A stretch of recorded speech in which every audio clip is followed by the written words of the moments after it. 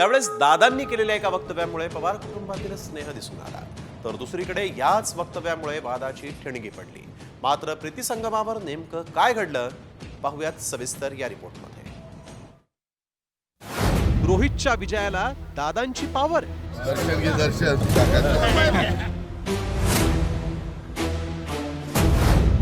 कौटुंबिक कटातून माझा बळी.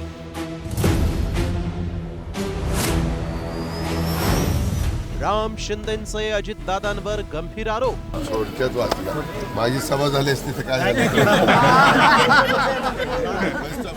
ऐकलं? यशवंतराव चव्हाण यांच्या पुण्यतिथीनिमित्त कराडमधील प्रीती संगमावर राजकीय विरोधक असलेले अजित पवार आणि रोहित पवार काका पुतणे आमने सामने आले.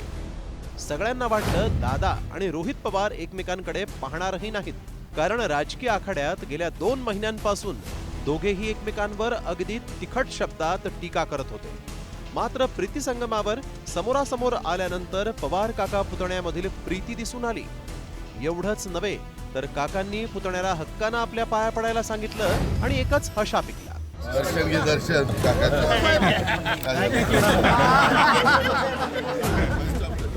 महाराष्ट्राच्या राजकीय संस्कृतीचं दर्शन घडवणारं प्रीती संगमावरचं नेमकं काय दृश्य होतं ते पाहूया. दर्शन घे दर्शन.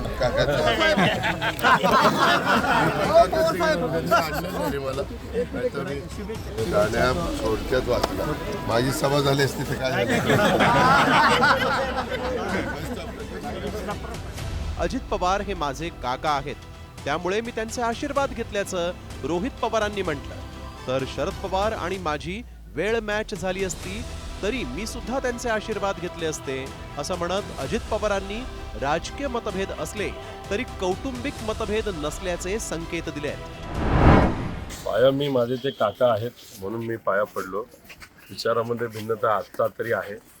शेवटी जी काही संस्कृती आहे, एक वडीलधारी व्यक्ती आणि माझ्या 19च्या इलेक्शनमध्ये त्यांनी मला खूप मदत केली होती आणि त्या अनुषंगाने माझे काका असल्यामुळे शेवटी संस्कृतीप्रमाणे पाया पडणं ही जबाबदारी आहे. कारण ही जी भूमी आहे, चव्हाण साहेबांची स्मृती ठिकाण आहे, या भूमीमध्ये तरी कुठलाही भेदभाव करून चालत नाही. आपल्या इथं एक पद्धत आहे, मराठी संस्कृती आहे, आपण वडीलधाऱ्यांचा.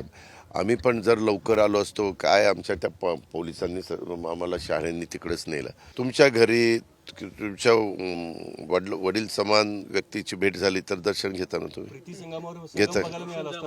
अरे बरोबर आहे रे, पण आता काय करतो, ते टायमिंग जुळलं नाही. मात्र यामुळे महायुतीतले मतभेद चव्हाट्यावर आले. कर्जत जामखेड मधून रोहित पवारांना अवघ्या 1243 मतांनी निसटता विजय मिळाला. त्यावरूनच मी सभा घेतली असती तर काय झालं असतं, असं विधान अजित पवारांनी केल्यामुळे भाजपचे पराभूत उमेदवार राम शिंदेंना थेट रडूच कोसळलं. पवार कुटुंबातील अघोषित करारामुळे आपला बळी गेला असा आरोप राम शिंदेंनी अजित पवारांवर केला. कौटुंबिक अघोषित एक करार झाला होता,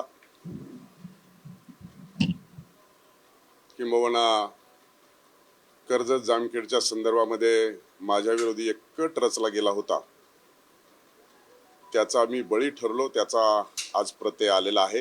परंतु आज स्वतःच अजितदादांनी सांगितलं की मी सभेला आलो असतो तर तुझं काय झालं असतं. याचा अर्थ हा नियोजित कट होता, त्यात माझा बळी गेला. अशा पैचं वक्तव्य करणं हे सर्वथा गैर आहे. अशा पैची वक्तव्य आम्हालाही आमचे उमेदवार काही ठिकाणी करू शकतील, पण त्यापेक्षा अभूतपूर्व असं यश महाराष्ट्रातल्या जनतेने आपल्या पदरामध्ये टाकलेलं आहे. त्या यशाचा शांतपणाने स्वीकार करत आपण पुढे जाण्याची आवश्यकता आहे. ते पुढे जाणं सर्वांच्या हिताचं आहे. राष्ट्रवादीच्या फुटीनंतर अजित पवार महायुतीत सहभागी झाले. मात्र त्यांनी विधानसभा निवडणुकीत महायुतीचा धर्म न पाळता कुटुंब धर्म पाळल्याची आता चर्चा रंगू लागली. मात्र यावरूनच आता एक नवा वाद पेटलाय.